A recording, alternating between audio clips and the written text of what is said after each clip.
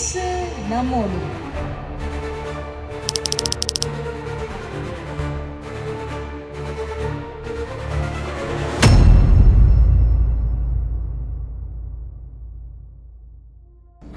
தேவனுக்கு மகிமை உண்டாவதாக. அருமையான தேவ பிள்ளைகளே, இந்த நாளிலுமாய் இயேசு நம்மோடு இந்த நிகழ்ச்சியினூடாக உங்களை சந்திப்பதில் மிக்க மகிழ்ச்சி அடைகிறேன்.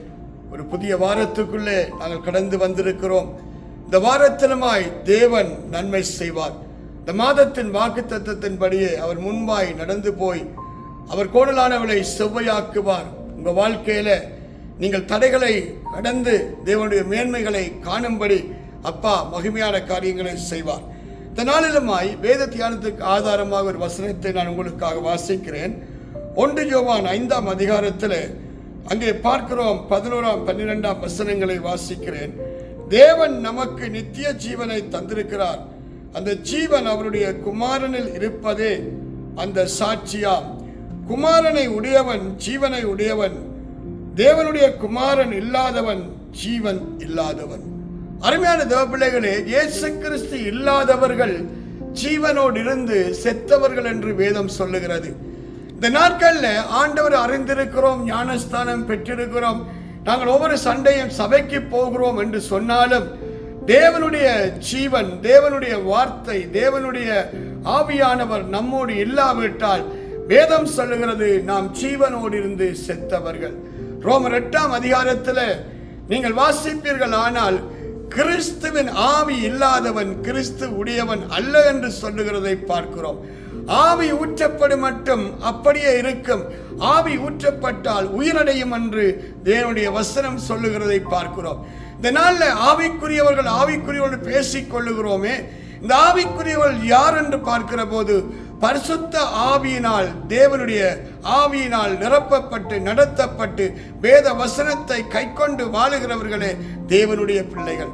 இந்த வசனத்தை சற்று கவனியுங்கள். தேவன் நமக்கு நித்திய ஜீவனை தந்திருக்கிறார். அந்த ஜீவன் அவருடைய குமாரனில் இருப்பதே அந்த சாட்சியா. குமாரனில் இருப்பதே அந்த சாட்சியா.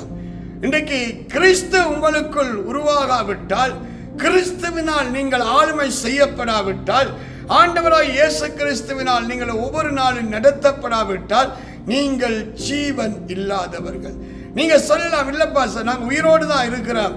அதனால தான் சொல்லுகிறேன், நித்திய ஜீவனை இழந்தவர்கள்.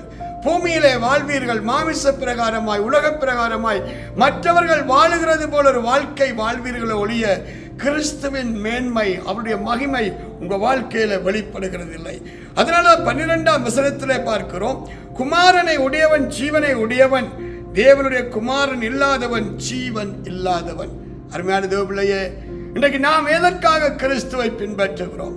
பவுல் அப்போஸ்தலன் சொல்லுகிற போது இப்படியாக சொல்லுகிறார், உலகத்தின் மேன்மைகளுக்காக மாத்திரம் நான் கிறிஸ்துவை பின்பற்றுவேன், ஆனால் என்னை போல பரிதவிக்கத்தக்கவன் வேறு ஒருவனும் இல்லை என்று சொல்லுகிறதை பார்க்கிறோம்.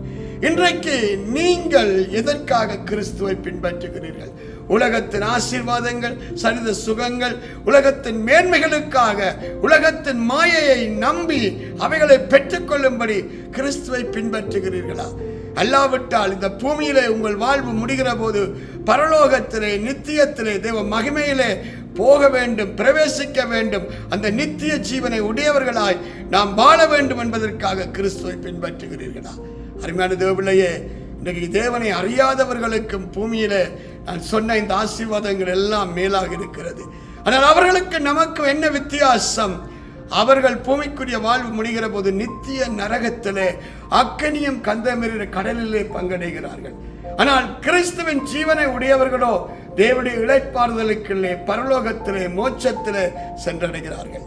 இன்றைக்கு இந்த அறிவு இல்லாததினாலே, தேவனை அறியும் அறிவில்லாததினாலே மனுஷர்கள் சங்காரமாகிறார்கள் என்று வேதம் சொல்லுகிறது.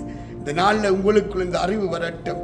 பூமியில நீ எவ்வளவுதான் ஆதாயப்படுத்தி, பூமி முழுவதையும் ஆதாயப்படுத்தி உன் ஆத்மாவை நஷ்டப்படுத்தினால் அதனால என்ன லாபம் என்று இயேசு கேட்டாரே. இன்றைக்கு உங்க வாழ்க்கையில இந்த கேள்வி மிகவும் முக்கியம். எல்லாம் இருக்குது, ஆனால் கிறிஸ்து ஜீவன் உங்களுக்குள் இல்லை என்றால் அந்தோ பரிதாபம். இந்த நாளில் நீங்கள் தேவ ஆவியை பெற்று தேவ ஆவினால் நடத்தப்பட்டு தேவ வசனத்தில் இருக்கிறீர்களா, வாழுகிறீர்களா என்பதை முதலாவது ஆராய்ந்து பாருங்கள். உங்களை நீங்கள் ஏமாற்ற வேண்டாம். அதனாலதான் 1 கொரிந்தியர் 11ஆம் அதிகாரத்தில் 31வது வசனத்தில் ஆண்டவர் சொன்னார், நம்மை நாம் நிதானித்தால் நியாயம் தீர்க்கப்படும். இன்றைக்கு தேவ ஜனங்கள் இதை இழந்து போனார்கள், தங்களை நிதானித்து அறிய தவறிவிட்டார்கள். அதனால எங்கிருந்து எங்கே போகிறோம் என்பதை அறியாதபடி கண்கள் குருடாக்கப்பட்டவர்களாய் போகிற இடத்தை அறியாதவர்களாய் வாழுகிறார்கள். அருமையான தேவப்பிள்ளையே, நானும் நீங்களும் அப்படி இருக்கக்கூடாது.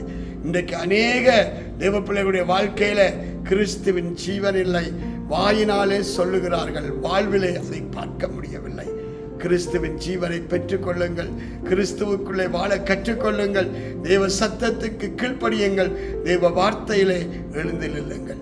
கர்த்தர் மகிமையானதை செய்வார். நான் உங்களுக்காக ஜெபம் பண்ணட்டுமா? தகப்பனே, இந்த நாளிலுமாய் இந்த தேவ வார்த்தையை கேட்கிற ஒவ்வொரு பிள்ளைகளுக்காய் மன்றாடி ஜெபிக்கிறேன். ஆண்டவரே, பிரபஞ்சத்தின் அதிபதியானவன் உம்முடைய ஜனங்களுடைய மனக்கண்களை குருடாக்கி இருக்கிறார். இந்த குருட்டாட்டத்தின் ஆவிகள் விலகி கத்தாவே, ஞானமும் உம்மை அறிகிற அறிவின் மேன்மைகளும் வெளிப்படத்தக்கதாய், ஒவ்வொரு பிள்ளைகளுக்குள்ளும் தேவ கரத்தின் வல்லமை வெளிப்படத்தக்கதாய் அனுக்கிரகை செய்வீராக. ஆண்டவரே, வெளிச்சம் உண்டாகட்டும் ஐயா. ஆண்டவரே, ஒவ்வொரு பிள்ளைகளுடைய மனக்கண்களும் பிரகாசம் அடையட்டும். இந்த நாளிலே கிறிஸ்துவின் ஜீவனை பெற்றவர்களாய், கிறிஸ்துவின் ஆசீர்வாதங்களுக்கு மேன்மைகளுக்கு பங்குள்ளவர்களாய், ஜெயம் பெற்றவராய் வாழ கிருபை செய்யும். இயேசு கிறிஸ்துவின் நாமத்தில் ஜெபிக்கிறேன் என் ஜீவனுள்ள நல்ல பிதாவே, ஆமேன், ஆமேன். அருமையான தேவ பிள்ளைகளே, நீங்கள் சபைகளுக்கு போகாதவர்களாக இருந்தால் தொடர்ந்து எழுப்ப சுவிசேஷ சபைக்கு வாருங்கள். நாங்கள் கூடி தேவனை ஆராதிப்போம். தேவனுடைய ஆசீர்வாதங்களை, அங்கே தேவனுடைய மேன்மைகளை பெற்றுக்கொள்வோம். பரலோக வாழ்வின் மேன்மையை அடையத்தக்கதாய் தேவன் நமக்கு உதவி செய்வார்.